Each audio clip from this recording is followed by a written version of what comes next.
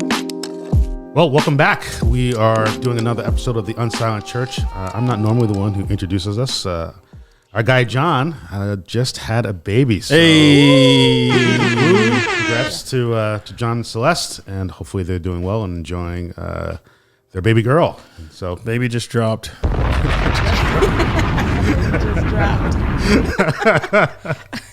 Baby dropped. So, but of course, we are super excited to have Celeste here. Celeste, of course, you have. Oh my gosh! You just talking about Celeste. It's okay. Ramoni to wake up. Crystal. Yes. Not Celeste. Celeste just had a baby. Yeah. Celeste is definitely not here. That's right. She is not Crystal, here. of course, you've done this with us a bunch of times, and so super excited to have you on with us for this episode, which I think I'm really curious to hear sort of your view on this. We're going to be talking about, we might say, the crisis of manhood, but then some trends that seem to be going in maybe better directions. I mean, I think we sort of want to get a little bit into the data and some understanding of what's going on. There may be surprising directions. Surprising directions. Yeah. I guess the question is where the endpoint is for that. Let me set it up. Yeah. So this is really inspired by a New York Times article that came out a little while ago, and then we put some other things together to sort of go deeper into this. The article is titled, "In a First Among Christians, Young Men Are More Religious Than Young Women." So talking about a trend that's happening, that's and media in their headlines, boy, they just make claims. Men are more religious than women. I'm like, what kind of headline? Well, it goes, that's a very clickbait sort of headline. But to be more specific, they're talking about Generation Z, so the youngest generation. That, in short, men are staying more in church while women are leaving increasingly. So the statistic is within Generation Z, almost 40% of women are describing themselves as religiously unaffiliated, and that's compared with 34% of men. And what's interesting is in every other age group, that's basically reversed, that you're seeing women being more religiously affiliated, members of churches, et cetera, actively involved in, might say, religious institutions, while men are not so. Men are more unaffiliated with religion and religious institutions. But they're seeing something different with Generation Z. And so the article gets into this, that it's not to say young women aren't still spiritual and seeking, but it seems a little more speculation. But we think about them coming of age during Me Too, sexual harassment, things that have happened, institutions, some of the things that institutions have been doing in terms of their leadership, et cetera, Roe v. Wade, all these different things seem to be, at least statistics are saying, women are increasingly leaving religious institutions. But young men are different. And the larger sort of issue there is that this idea that young men are looking for purpose, for meaning, that there's a bit of a crisis in general for young men, and they're going all sorts of different directions. That perhaps, like you're saying, depending on what churches they get connected to, what young Generation Z men are finding are sort of a place, institutions, churches that give them a sense of like, here's who you are, here's how you matter. And some of this is interesting educational wise, that a lot of young men are less likely to go to college. And so young women are more likely to go to college. And so you can see young men maybe even more feeling driftless in our current economy and culture. They're looking for institutions, places that provide them that. In some cases, it's Andrew Tate, which is really terrible and horrible. But they're looking. And so what this article is speculating is that Generation Z is finding some of that in churches. One of the last thing I'll say, and hear what you guys think, we should mention the ethnic, racial demographics matter, I think, a little bit on this. The article doesn't get into this, but based on just the pictures in the article, it does seem this is a trend more happening with Generation Z, white men. But the black church tends to sort of, black Christians tend to trail what you see in sort of white churches, majority white churches, by 10, 15 years, I would say. And I would say even now I'm seeing early signs of what we see already with, as this article is representing. So what do you guys think? I mean, there's a lot of different angles on this. What are your guys' thoughts on sort of this whole thing?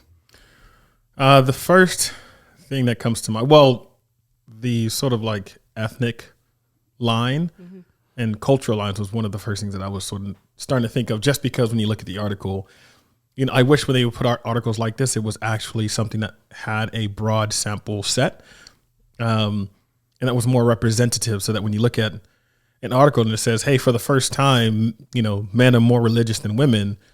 When you look at the picture, it's like, oh, you're saying white men are more religious than white women? Like, what are we saying there? And if it is the case that, amongst Black populations, it tends to follow the same curve, but 10 to 15 years behind. That's interesting, but I always try to think about like why. And Gen Z right now is how old? Like what would the oldest Gen Z person be right now? So basically 20? Google says 13 to 28. 28? Yeah, I'm like mid-20s. 28 seems a little high, but definitely I'd say like late teens, early 20s. Yeah. So 20 years old would be born like when Facebook was founded. Between 1997 and 2012. Okay. 97. Yeah. And so I think about 8 years ago, call it 10 years ago, when like during the like President 45, that first administration, and the kind of language that came out then, and the way that sort of bravado and presence, that sort of like archetype was more accepted than what typically would have been. And let me not say typically, because I'm not a historian, so I don't know if that's a cycle that came back. But when I think of like, and even Clinton maybe, I'm not so sure, but Clinton, Bush, then Obama, and then after Obama, it was a shift, and something changed pretty drastically starting 2015. Then you go 2025. So 10 years of that kind of like very high level, like machizo, misogynistic, bravado from the top of leadership, right? I tend to wonder if that hasn't had an effect on sort of the psyche of, again, call it white men or just men in general. If you think this last election, like everybody seemed to select, Trump this time. And so you say, to what degree did that sort of influence the generation and how those thoughts have become? And in a lot of cases, evangelicals put the man in charge also. Yeah. So to what degree did that affect sort of the mindset of leadership in those churches? And then when you start to see abuse of power and, all those other things, like does that then again affect women deciding to be more religiously unaffiliated? And again, amongst that, there's always, again, amongst, craziness, there's still a remnant, there's still good guys there doing good things. And so dudes are finding purpose. But again, I tend to raise an eyebrow and say, like, I wonder what kind of purpose men are finding, when they're all of a sudden being more religiously affiliated. Yeah, I think about that too. I mean, when you peel back all of the layers, then what do you get to? And although like this is something to celebrate, like we want to celebrate that men are coming to the church when there has been, I remember maybe 2 decades ago where men weren't going to church and churches had to think about how to be appealing to the male to come into church. And so they did different things, but of course, this is a good thing, but at the cost of what? Right. And then you do see like the abuse that you're talking about, like what you're saying. This is, when Me Too came out, this is when complacency was seen in the church. And so as a woman, when I think there was a statistic I saw, it was 160,000 churches under insurance, and it was 7,000 women or claims of sexual abuse. So when you think about stuff like that, and these are just the courageous women, right? So you see women exiting, and of course that's just one component to it, and then obviously like replacement, all of the other things. So when women are becoming more and more religiously unaffiliated, is it because they feel like these religious institutions are no longer safe. Especially coming into these new generations? Over the last 10 years, have women looked at these religious institutions and been like, these are not safe places for us anymore? Yeah. And especially when these religious institutions are putting these kinds of men in leadership who are committing these kinds of acts and saying these kinds of things, they're going like, is this a safe place for me? And again, women, but take other sort of like classified minorities as well. Are we all asking similar questions and saying, hey, is this actually a safe place? And to what degree are they actually reflecting a true picture of who Jesus is? I think that was something we talked about last time. Yeah. When we're saying, are we actually giving our men who are finding themselves becoming more religiously affiliated doing so under the auspices of a true, authentic Jesus? Yeah. Or is it just because of the bravado of the man in charge? Yeah, there is, I mean, if I can sort of break it, pull it back a little bit. I mean, there's a legitimate problem that we can sort of, I think, agree with and identify. There's, this is another article, mentions the social scientist Arthur Brooks. He says there's 4 building blocks for human happiness: faith, family, work, and friends. If you think about it, men are struggling with at least those last 2, right? Work and friends. But then you might even throw in the other ones as well. And so there is, I think, something that's legitimate that's happening, that why you see men not just even not be in church, but just like driftless and looking for purpose and meaning, etc. The question is how we meet that answer. And arguably some of the ways that answer has been given to men is what's driving women out of the church. It's an answer that says, well, the answer is to be more aggressively male, and what I think we would describe as like a toxic masculinity, right? And so there's no surprise that women, and that's a whole nother sort of track we can even just explore a little bit more of what's causing women who've traditionally been centered in the church to leave the church, which is really sad and tragic and a huge loss to the church. But the other end, given the challenges of men, it's good to see that, okay, maybe there's a way to sort of reclaim that energy, that desire that they have, and to the degree in which that goes in good directions, great. If it goes in bad directions, well, that's what's really concerning. And so the good directions, as you alluded to, are, I think, what we see from Christ. One of my favorite verses from the Bible is Jesus described as, let me see if I can find it here. Well, let me sort of describe it more as I'm looking for it. Well, it's just more generally, Jesus, I think, represents a kind of, I use the term like benevolent responsibility, right, in terms of what I want our men to have, which is to say, it's a way of recognizing that just in general, men are bigger, we're stronger, we have louder voices, right? Now, in human history, that's been used to dominate, right, to exercise authority, et cetera. I think on one end, sometimes the culture sort of acts like men aren't actually naturally bigger and stronger. I think that's not helpful. We know we are. The question is what they use it for. Right. And so what do we use sort of being bigger and stronger for? It's not to actually push ourselves up. I almost have this picture of, we recognize and affirm, yes, like you as a man have power. You should use that power. Literally think of the women, children, all those people around you, and you're using it to lift them up above you. Yeah. Right. So the story of Jesus washing his disciples' feet, I talk about all the time, where Jesus, in the beginning of that story, describes Jesus as saying, he knows he's the Son of God. He's returning to the Father. Has all this emphasis on him being fully aware that he is divine, and so the power and authority that goes with it. And then the next verse says, and then he stripped down and washed his disciples' feet. And so I say this way because it's a way of affirming like your sense of being a man, but saying here's pointed in this direction. And I think that's what we would hope that's happening as men sort of return back, is that it's not so much, hey, now you can find a place to rule over everyone, right? And have, and here's in some circles, the answer they're giving men is, by doing this, then you can finally find that wife who will give you your slippers when you come in and your newspaper and just do everything for you, and you can just enjoy being a man, right? It's almost it's a misinterpretation of Genesis 1 that like the job of Eve is to help Adam enjoy being Adam, right?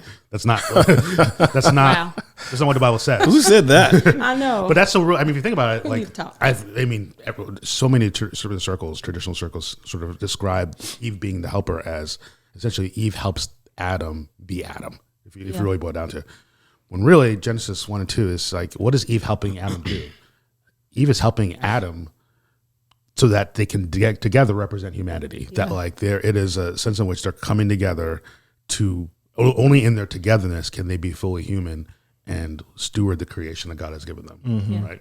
That Adam is actually incomplete without Eve stepping in and bringing the full completion of what humanity is. And so now they have unique roles to that. And so I'm someone who thinks, there is something called manhood. There is something called womanhood. It's not sort of just flat. Right?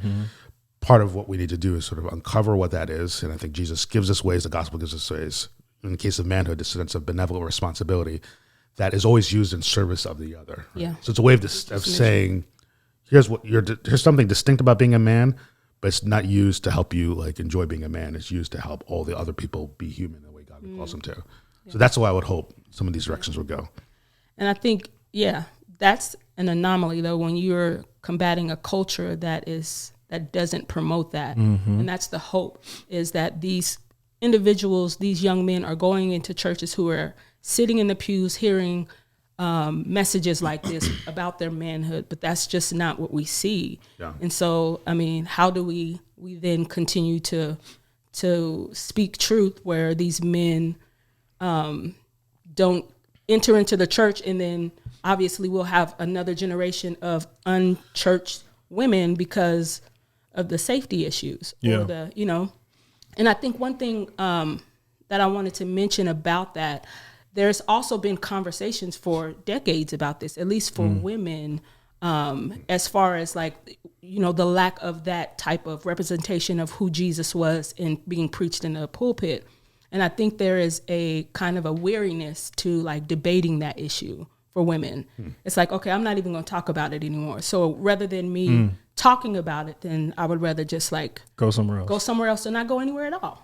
And so, but yeah, what you're saying, it's an anomaly. Not everyone is preaching that message. So you're saying women are debating that they just don't see the kind of men in real life that get preached from the pulpit, like that represent the kind of Jesus that's been preached? Or you're saying that kind of Jesus isn't actually preached, something else is. That kind of Jesus isn't preached, and the Jesus that we see being preached is like, wait a minute, that's not, like, you're taking that out of context. Which is the very reason why men do the things that they do, because it seems like it's all being sort of like accommodating. Yeah, you know, absolutely, for them. Yeah, you know, I found the passage I was thinking about before, and I just love. I mean, the scripture just gives us all the balance that we need on these things, right? And so it says here, this is Jesus in Matthew 12, and it's quoting the prophecy about Jesus in Isaiah. And it says, you know, behold, my servant who are chosen, I put my spirit upon him. He will proclaim justice to the Gentiles, right? And so and he's going to be about justice, right? And the spirit of God is on him. And then it says, he will not quarrel or cry out loud, nor will anyone hear his voice in the streets. A bruised reed he will not break, and a smoldering wick he will not quench, until he brings justice to victory. In his name, the Gentiles will hope. And that applies to all Christians, but if you're looking for sort of a picture of what I would hope men are, that sense of a bruised reed who will not break is that sense of like the people who are fragile, who are sort of already hurting. He doesn't break them. He doesn't crush them, right? Yeah. The smoldering wick, imagine someone who's just sort of struggling to get fire into their lives. He's not going to squash it and step on it. And so that sense of like care and attention to people is part of who Jesus is, but also that sense of boldness. He's going to bring justice to victory. He's going to help bring hope to the Gentiles, to people who, you know, in Jewish culture would say, like, yeah, there's no hope for them. He's going to bring that to them. You see that sort of full picture. And so, yeah, in one end, we want to recognize, okay, men are struggling and they're in crisis. They're looking for purpose and meaning. As we've been saying, the answer we give them is hugely important. Like you might say, there's this huge sort of space now in so many men, and what fills that space will either continue to perpetuate the things that you talked about, Crystal, or it can finally lead us in better directions. And we have examples of that from Jesus. And those better directions are a sense of manhood that's used for the good of others, right, to serve others. Yeah. I think one thing I've always, and I've heard this said in one way or another, but you know, the way sometimes Jesus is preached, you know, people get the wrong idea. Funny enough, artistically, you know, in Black conversations, you know, there's this idea of being light skinned. So like, you know, you might take like, you know, Steph, or take Clay, you know, so when Clay's having one of those games and he ain't hitting, you know, shots like he's supposed to be hitting, it's like, he's playing kind of light skinned, where, you know, he kind of soft. Wow. Trying to be pretty, you know what I mean? Like you trying to play a pretty game, as opposed to when Ray Thompson come out, he's scoring 60. He getting buckets. It don't matter who's around him. Like he's gonna get it done. And I think sometimes people preach a very light skinned Jesus. So now again, you look at the pictures, and you're like, Jesus got really, really light skin in a lot of these pictures. When you go, hold on, wait. When you actually look at the way he lived, right? Like actual versus when you take into account the way he responded to certain people, Jesus like was not soft. Yeah. Right? Like and when you recognize the way he would speak to people. So even when you talk about those who, might be bruised, or those who might be fragile, you take like the Samaritan woman or the woman at the well. In those situations, he's speaking in a way that is soft, contextual. I know your situation. Yeah. And again, I know your situation, and I can call you out on your situation in a way that I know where you've been, but not in a way that's going to crush you. Yeah. Such that she's like, man, come meet this man who told me everything about me. Right? It's like the 1 Corinthians 14 situation where it's like, no, if someone comes in your midst and you can reveal the secret matters of their heart, then they recognize, oh, God is in your midst, right? But we give people this Jesus loves you. Just make sure you, do the lovey-dovey stuff. Make sure you're being a good employee. Make sure you're being a really nice person, as opposed to the global sort of mandate, the sort of global charge. Like take Paul in 1 Corinthians 2, when people are arguing with each other and they're taking each other to court. And he says, why would you dare, Christians who have the mind of Christ, take each other to court and let Gentiles, people who don't have that same mind, judge amongst you? When you don't understand, like, don't you understand that one day you will judge angels? I think we take those things too lightly, right? And when Jesus is saying like, hey, a master does not reveal his plans to his servants, but we're friends. Yeah. So I can tell you some of these things. And Jesus is saying, hey, I've given you this authority, go and make disciples. And I don't know if people have been given that clear of picture such that they can look injustice in the face and say, no, this isn't correct. No, this isn't right. Yeah. So Jesus talking to Pharisees and them trying to say, well, what does the law say? Or should they pay taxes? Or why don't they fast? He has very direct, very clear answers. In some cases, it's like, man, what are you Pharisees? You hypocrites. I'm a spin up this whip and I'm gonna turn over tables. Yeah. That actual behavior in the right situation is like, what kind of man did Jesus need to be in order to go to a synagogue that was probably full? There's a lot of money being changed around there. They're making a lot of money at these tables, and he just flips the whole thing over, right? To think like, again, in certain culture, you'd be like, no, that's not a light-skinned Jesus. Yeah. You see what I'm saying? Yeah. And to go like, men, in the right situation, you can embody that kind of thing, but you need to make sure that is directed towards the right people. Yeah.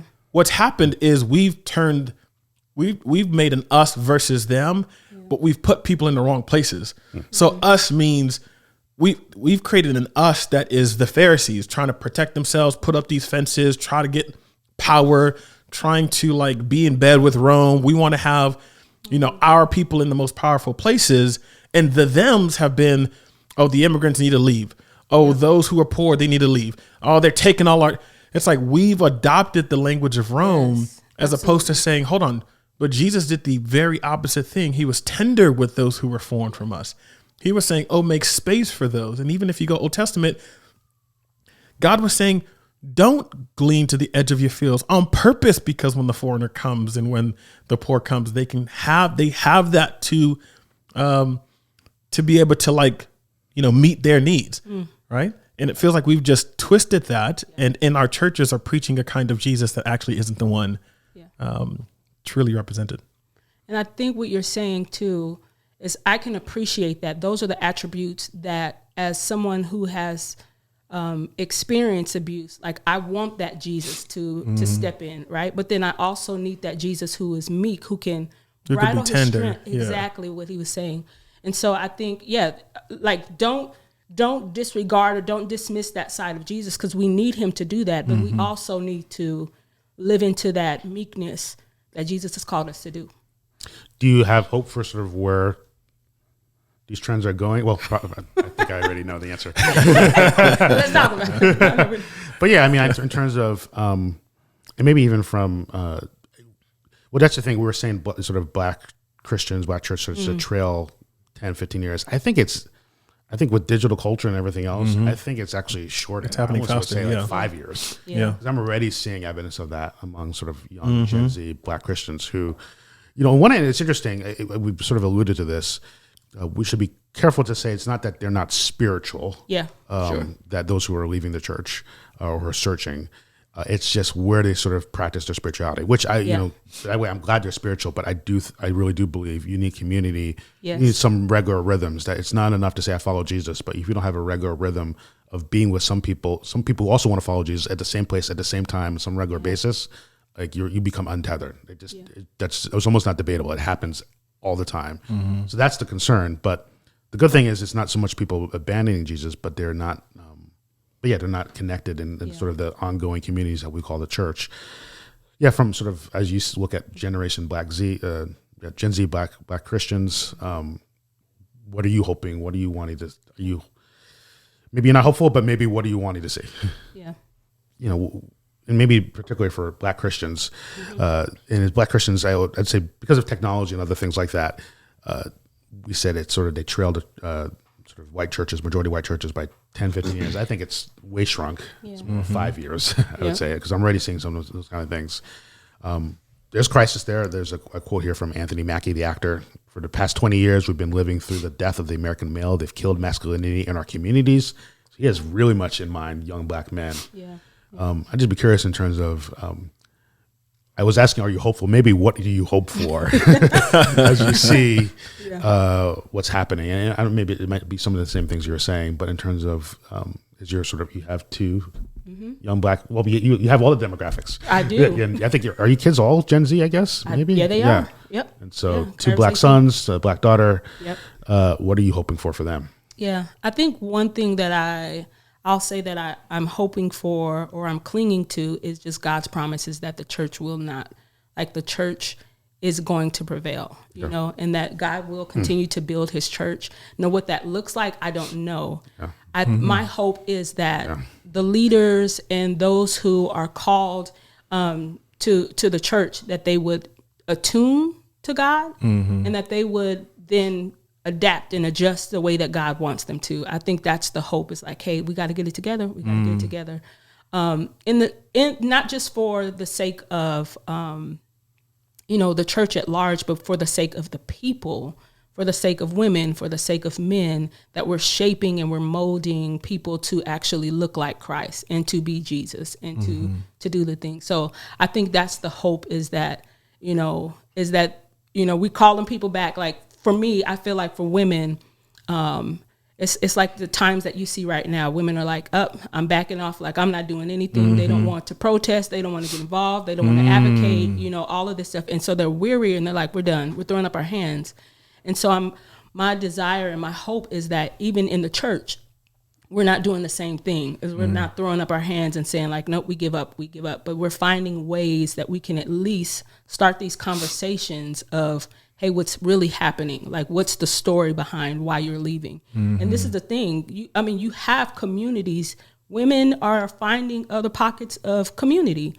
And it's not, I don't believe everyone is leaving their spirituality per se, but also how do we then encourage them to come back into the fold? You know what I mean? Yeah.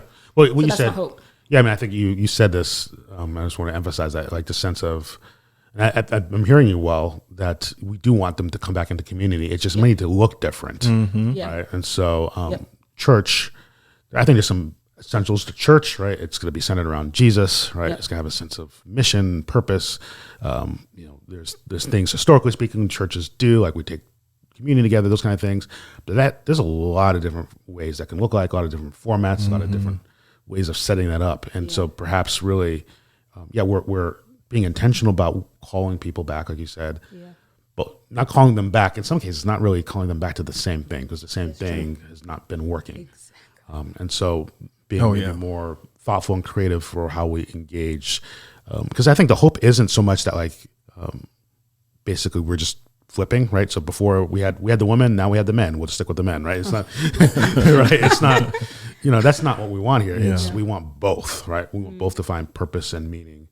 And hopefully purpose and meaning that's grounded in the ways that God has made them and that actually bless everyone. Yeah, the biggest thing was when you talked about hoping that because in these new generations, in these new seasons, the church is able to adapt and adjust. I love the idea of the church just being more agile. I feel like the church has become, pretty rigid, right? Pretty stuck in a certain kind of way. And it's, I think grown to be, largely unhealthy. And maybe I'm not the one to assess that, but, when you look over, the generations, like we have some of the same conversations, I still think about, in an age where a lot of these policies and laws even are starting to be like directly targeted. Yeah. In the 1960s, it was often the same thing. I spoke to, I can't remember his name. He wrote a book on marriage, and he was speaking to a group of business guys. And when he talked about when he was born, and I did the math, and he was like 19 during the civil rights movement. And I was like, wow, hey man, you were like in like prime of your like very, very aware, attentive, like 19 years old, you kind of know what's going on. Yeah. I was like, what was your sort of role in church or whatever at the time? And he was like, oh, I left. And I was like, why? He's like, because they wouldn't say anything about what was going on. And so now you come 60 years later, and it seemed, and you kind of ask, is something similar happening, but on the other end, where women are saying, hey, why isn't this space being shaped in a way that we feel like is either safe for us, or that energizes us? And to that, I'd be like, and I pray women won't grow weary in well-doing, and at the same time, still challenging to say, why aren't men being shaped into the Jesus we actually see in the Bible, who both is tender, and tough, but to the right people. Yeah. Tough against those who are unjust, especially when they're in places of religious power. Yep. Because those were the people he was toughest against, but then tender to those who are often the ones pushed away, often the ones in the margins. He was the one saying, hey, take my hand, I'll bring you close. Yeah. I wanted to add too, and obviously this is very nuanced as far as like why women are leaving the church and why men are, flooding. But another thing that I was thinking about as you were talking, and this is why hearing people's stories is really important. But we also see a time where women are also just burnt out. Like they have to provide their mothers, like as you were saying before, like my own personal story is, I have to work 2 jobs to provide for my family. That's just the reality of, and some people just may be working. It might be tired. Exactly. And so how do we then, kind of speak into this vulnerable population? It could be a merit of things. Maybe they don't have sexual abuse, but maybe they're tired because they have to work all through the weekend and they just can't come to church. So it's not even that they want to come to church. So I don't know. I just think it's just important for us to just to hear the stories and affirm that. Well, Crystal, great having you. Thank you for your perspective, and just really helpful on this topic. It's a topic I think that's worth considering to think about and talk about. So, comment, like, share. Much better conversation with you here. Yes, for sure. Well, we're not saying we're not dogging on John here, right? No, we need John. Just saying John would be great to have him part of this. But having a woman present who can just say the things, Amen. It's better. All right. Well, thank you guys again for listening, for watching. As we always say, love God, love people. We'll see you next time.